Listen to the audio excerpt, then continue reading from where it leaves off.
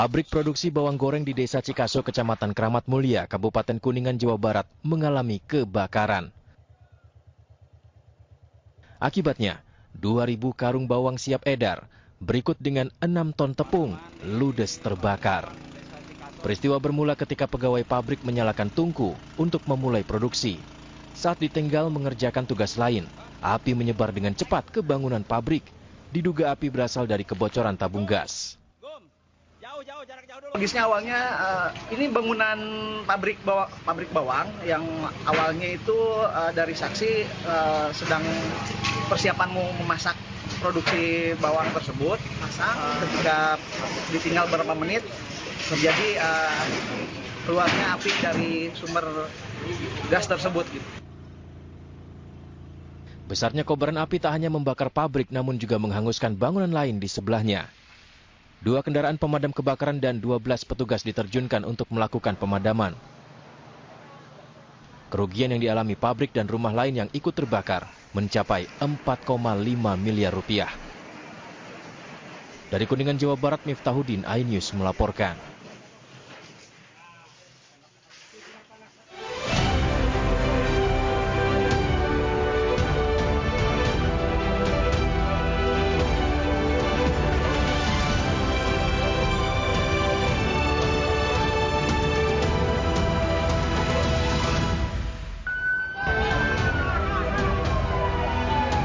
Diduga akibat percikan api dari pengelasan sebuah toko penjual bahan mebel dan tas di Ciampea, Kabupaten Bogor, ludes terbakar.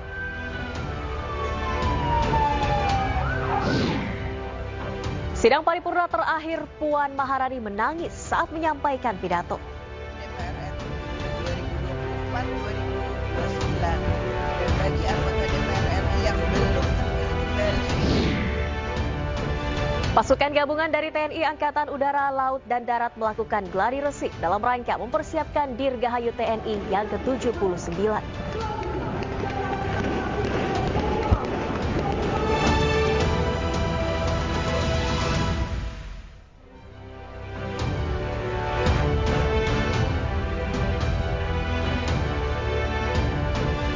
Halo, selamat sore pemirsa. Demikian tadi berita pilihan iNews Sore bersama saya Nadia Valeri. Kita awali iNews Sore hari ini dengan informasi diduga akibat percikan api. Sebuah toko bahan mebel dan tas di Jalan Raya Warung Borong, Kabupaten Bogor ludes terbakar. Tidak ada korban jiwa, namun kerugian ditaksir mencapai miliaran rupiah.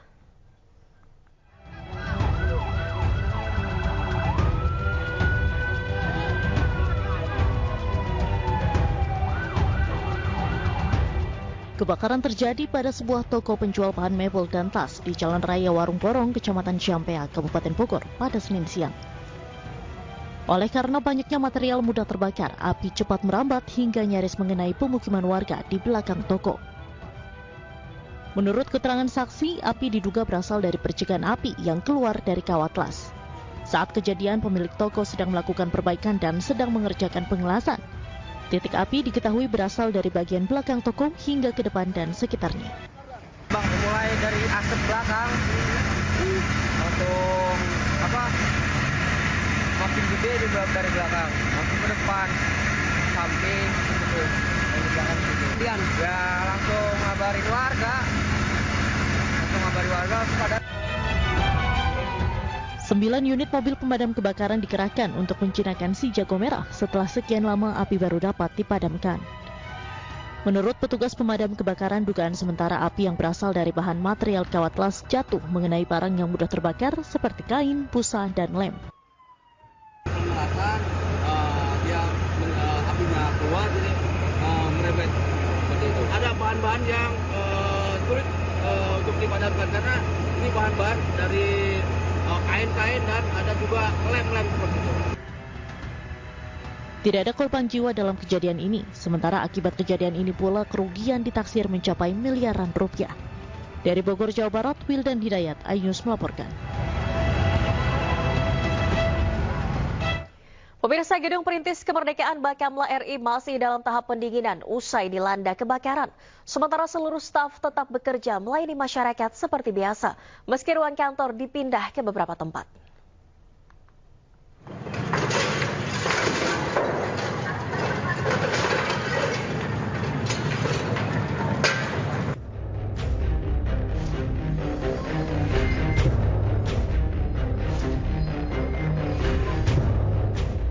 Pasca terbakar gedung perintis kemerdekaan Bakamla RI masih jalani proses pendinginan.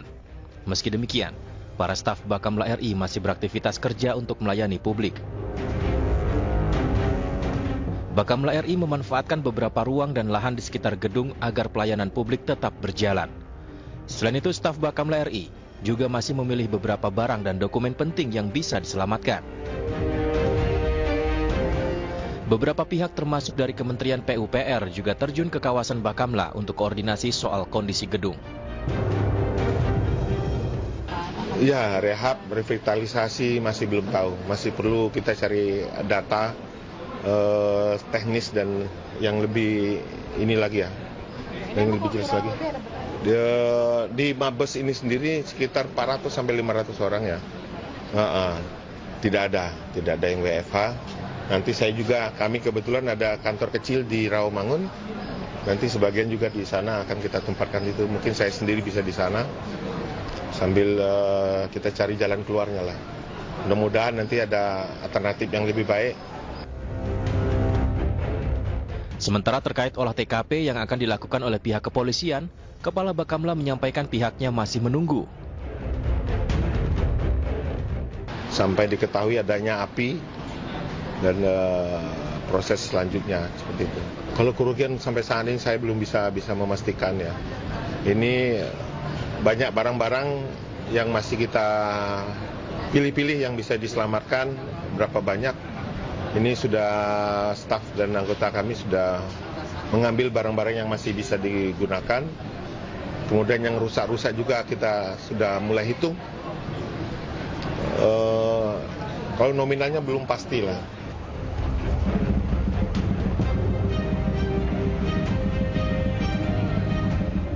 Kebakaran terjadi di gedung Bakamla di wilayah Menteng, Jakarta Pusat. Gedung terbakar pada Minggu pagi. Menurut saksi mata, asap hitam serta api mulai terlihat sekitar pukul 6:10 pagi. Kebakaran terjadi di lantai 6 gedung Bakamla yang saat kejadian masih dalam tahap renovasi.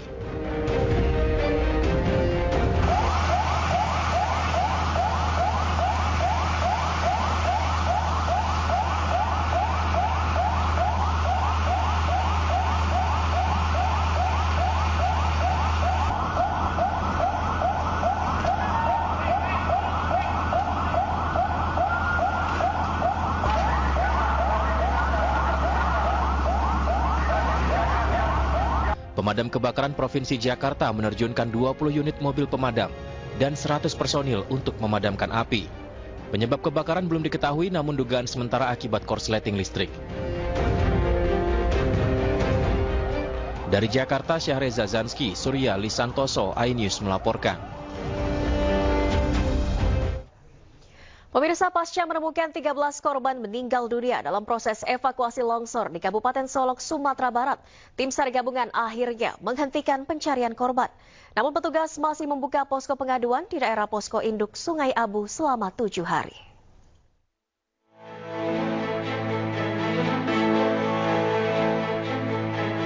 Setelah 3 hari melakukan proses pencarian dan evakuasi korban tertimbun longsor di lokasi tambang emas ilegal di daerah Sungai Abu, Kecamatan Hiliran Gumanti, Kabupaten Solok, Sumatera Barat, tim SAR gabungan yang terdiri dari Basarnas, BPBD, TNI, Polri, dan relawan kebencanaan, serta masyarakat setempat, melakukan rapat koordinasi serta evaluasi terkait proses pencarian korban di Posko Induk Sungai Abu. Disepakati operasi pencarian dan evakuasi korban longsor ditutup serta dihentikan karena seluruh korban yang terdata hilang sebanyak 25 orang telah ditemukan, dengan rincian 13 orang meninggal dunia dan 12 orang selamat. Operasi SAR diusulkan untuk ditutup karena tidak ada laporan warga atas kehilangan keluarganya akibat longsor di Kabupaten Solok tersebut. Dan saat ini kami juga meminta untuk melakukan pembukaan posko untuk laporan apabila ada warga kehilangan. Posko pengaduan disiapkan tim SAR di lokasi daerah Sungai Abu, Kabupaten Solok, Sumatera Barat selama 7 hari ke depan. Posko ini bertujuan untuk menampung informasi pengaduan masyarakat terkait adanya pihak keluarga yang masih hilang. Dari Kabupaten Solok, Sumatera Barat, Budi Sunandar, iNews melaporkan.